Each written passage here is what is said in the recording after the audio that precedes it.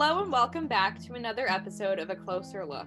I'm Claire Swanson. I'm the filmmaker for Community Connections, the LGBTQ Perspectives Project, and I'm here with a couple of participants in the project who did interviews for us, Hannah Pandya and Fabio Ayala. So if you two would like to introduce yourselves, Fabio, do you want to go first? Absolutely. Hi, I'm Fabio Ayala. I've been living in Vermont for about 4 years now, and I currently serve at Landmark College as a resident dean and assistant director of student conduct and community standards. Landmark is a school servicing students, neurodivergent learners who are seeking associate and bachelor's degrees in Putney, Vermont. All right, great. Hannah, would you like to introduce yourself? Yeah, hi, my name is Hannah Pandya. I'm a student of special education at Lesley University, currently living in Vermont and attending remote classes. And I also work in childcare and early childhood education with students with a variety of neurodivergencies included in our programs and different support needs around that. All right, thank you both very much. So my first question is, this next episode that we're going to show after this segment focuses on intersectionality. How would you explain intersectionality to somebody who's not familiar with that concept? Hannah? Yeah, I would say that it's not as, so a lot of folks tend to think of intersectionality as just my identity equals my intersectionality. Like I've seen this on like college campuses where groups will be like, we're having a program where we talk about our intersectionality and we are going to make like a some kind of craft project about our intersectionality, and they really like oversimplify it. And people will be like, yeah, I'm white and cis and that's my intersectionality, when they really mean their identity. And intersectionality is really that intersection of experiences such as race, class, gender, and disability that then affects how you move through the world. And it's not just as simple as just like, this is my identity. That's a beautiful, beautiful definition, Hannah, and I share with you in that definition that it's more than just an identity, but also experiences. And I think specifically around how our identities and our experiences not just define how we see ourselves, but also how the world sees us, and the impact that we have walking through the world based on those experiences. And the intersectionality is literally just that visual, that moment where those experiences and identities cross, either to make in certain instances experiences that could make it more difficult navigating the world. Specifically, I think of queer, POC, trans folks, where those intersectionalities in the society that we currently navigate makes it so that the spaces they move through are not really created for them, unfortunately. Definitely. I definitely see that also, where it kind of gets boiled down to this hyper individualist view of intersectionality. And when then folks don't talk about how intersectionality appears, in systemic ways, when you're interacting with the education system or the healthcare system or with government bureaucracies. So thank you both so much.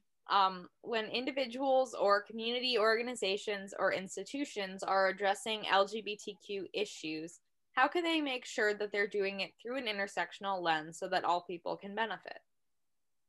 That's a great question.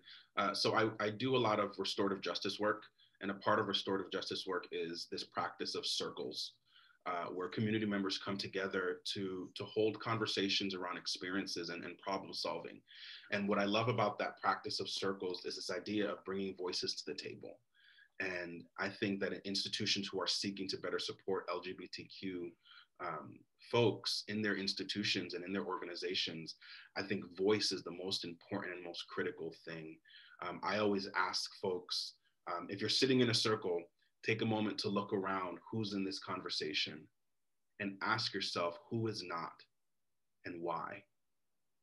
So I think widening the perspective and the voices makes sure that, well, let me take a step back.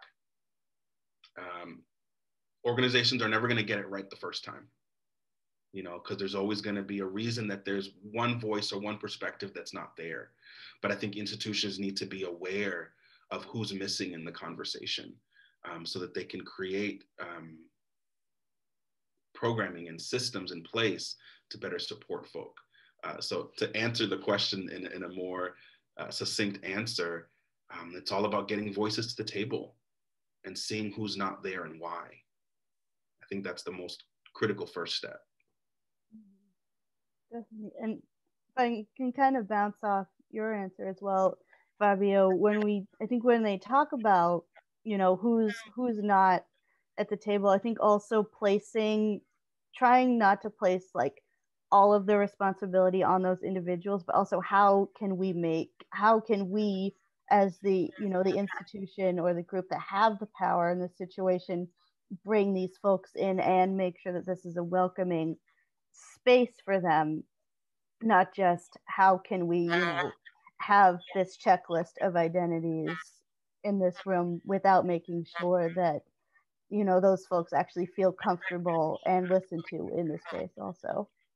I love that you're highlighting that, Hannah, because there's this misconception in restorative work that it's about bringing all the voices into the dominant perspective. And a lot of times the work is in deconstructing that is recognizing that bringing diverse voices into the majority perspective or the majority's table, for that metaphor of the table, doesn't work. And it's continuing the harm. And sometimes you just got to let folks create their own table and let them have their own space to create the list of needs and supports that they want. I love that you highlighted that, Hannah, because I find that is a lot of harm happens in that process. Also, we're just continuing this cycle of what's the word? White supremacy and normative supremacy by assuming that we have to bring diverse perspectives into this dominant perspective. Exactly. Yeah, I think I saw some kind of a graph or a drawing that kind of depicted this. So it was like inclusion is like we have this checklist of identities. Okay, we've checked off all of these identities. They're all in the room. Our work is done. And then like I think you had something else for diversity, and then it was like actual like full participation is like who's not in the room and why, who is in the room but still doesn't feel able to speak, who is in the room but is still being harmed, like well-being in the room. So it's like it's a lot more complex than just okay, like X number of identities are in the room, we're all good, which is also what universities love to do also. Yeah, and then I add the question of what's in the room that's keeping people from accessing, from wanting to be part of this space. Just to add on to those list of questions. Exactly. We kind of talk about that in education and in special education, is that inclusion is not just being physically present in the room for disabled students and being allowed into the room, into the building, but actually being a part of the community, fully a part of the community and the group, and being valued and having their voices heard, instead of like just saying, okay, they're allowed into the classroom, our work is done, nothing else we need to do here, which unfortunately happens way too much. Yeah, and also when people talk about like physical access to a space, it is very important to have physical access to a space for disabled people, having elevators for wheelchair users and ramps to get into the building. But I think a lot of people stop there and they don't think about emotional access. Like people with all kinds of disabilities, visibly disabled people, invisibly disabled people are going to need to be able to feel like they belong in a space, not just like they can physically get through the door and move around the space. Exactly. Yeah, we talk about that. Sometimes we talk about like pull in versus push out service. Special education services is when you pull out, so, and I'm kind of getting off topic now, but it's like when you pull out students for a a large part of their school day, and then you put them back into the general education classroom for an hour or 2 hours. They're not a part of that community. They're not spending enough time in that community with their peers to really be able to be a part of that community. I spent a lot of time being taken in and taken out of the classroom, so I relate to that. But I did want to ask, because we have talked a little bit already about neurodiversity, and also that is a theme that comes up a lot in the video, that some viewers may not know what that term means. And we do have a glossary of definitions on the website, but for people who are watching this live and may not want to go to the website right away, do you think you could help our viewers understand what the term neurodiversity encompasses? I think it's important to think about neurodiversity in just a way that it's like a divergence in like thought and like sensory perceptions and social interactions from what's considered like the neurotypical norm. But I also don't really like the word divergence because then that also feels like pathologizing. I can't really think of a better. Maybe Fabio, maybe you can think of a better term that's not as pathologizing. Cause, but it's any like for any like experience in that like thought, emotional regulation, social interaction that diverges from that what's considered the neurotypical norm. You hit the nail right on the head, and I like to, in the simplest form, I like to look at the word. Neurodivergency is just the idea that there are many different ways and diverse ways that the brain works, processes, thinks. And we live in a society where there is just this neurotypical, or I hate this word, normal, because what is normal? Who defines normal? What does that mean? What does that look like?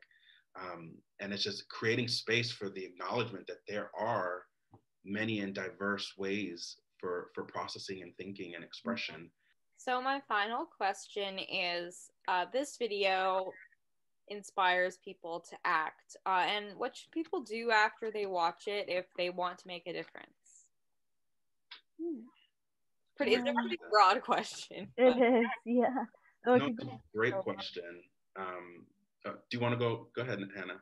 Sure. I think just I think, and I definitely had this experience after watching videos like this where I'm like, I need to go out and change the whole entire world, and then I'm like, wow, I can't do that. So there's nothing I can do. But I think I would like folks to just think about what individual actions they can take that would make a meaningful difference. Is it, you know, maybe sharing this video with folks in their lives who could benefit from this kind of education? Or is it thinking about, spaces that they are, in where they're leaders or that they are in charge of, that they could make more accommodating for neurodivergent folks? Or just think about like, don't go into like, I've got to change the whole world right now, right this minute. But think about like what actions can you take in your own life and in the ways that you interact with people that can make a really big difference.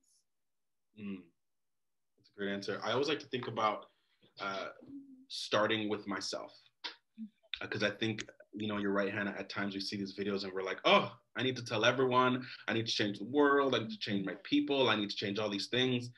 When I feel that the most important and the most critical part of this work is the heart work, the personal work. Taking some time with oneself to learn and educate ourselves. There's no I feel today there's no excuses You know, there's so much free content online. Mhm. There's so many different perspectives and avenues for folks to learn more about neurodivergent issues, POC issues, LGBTQIA issues. Like, there's so many avenues to access information. And I think the first step is